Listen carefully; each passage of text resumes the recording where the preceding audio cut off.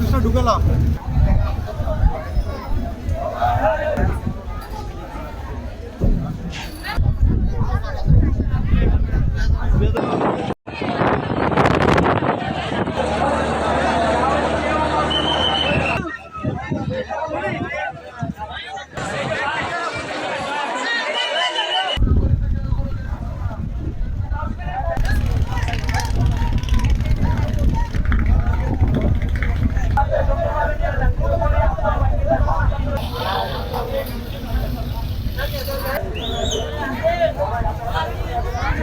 আর একটু শৃঙ্খলা যদি ভালো করতে পারতো, অতিরিক্ত যাত্রী দিচ্ছে এরা, এই জন্য আসতে আমাদের কোনো অসুবিধা নেই।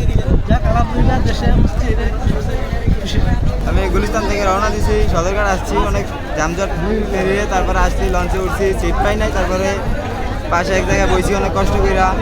এত কষ্ট করে আসা হইতো না, পরিবারের জন্য একসাথে আনন্দ উৎসব করে এটা কাটানোর জন্যই আসা হয়েছে। অনেক কষ্ট করে আসছি দেশে, বাবার সাথে ঈদ করতে খুব ভালো লাগছে। 10,80,000 টাকা জরিমানা করা হয়েছে এবং আমরা গতকালও 4 জনকে 1,000 টাকা জরিমানা করেছে। আমাদের এটা চলতে থাকবে ঈদের পরে পর্যন্ত। যাত্রীরা যেন নির্বিঘ্নে বাড়ি ফিরতে পারে, তার জন্য আমাদের প্রয়াস চলতে থাকবে। জেলা প্রশাসনের এবং জেলা প্রশাসনের অভিযান।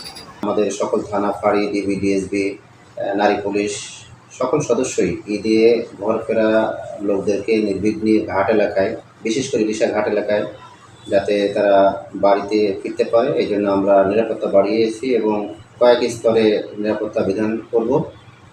নারী, শিশু এবং বয়স্ক যারা আছে তাদের জন্য যাতে কোনো সমস্যা না হয়, এটা আমরা দৃষ্টিতে রাখবো, যাতে করে এরা কোনো হয়রানির শিকার না হয়। নিয়মিত সার্ভিসগুলোর পাশাপাশি আমরা প্রায় 10 থেকে 12টি লঞ্চ মানে অতিরিক্ত রেখেছি।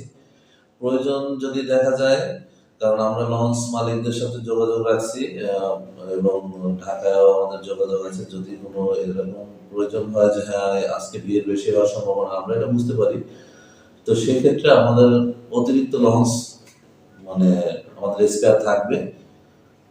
যাত্রী সমাগম বেশি হলে সেখানে আমরা নতুন লঞ্চ দিই।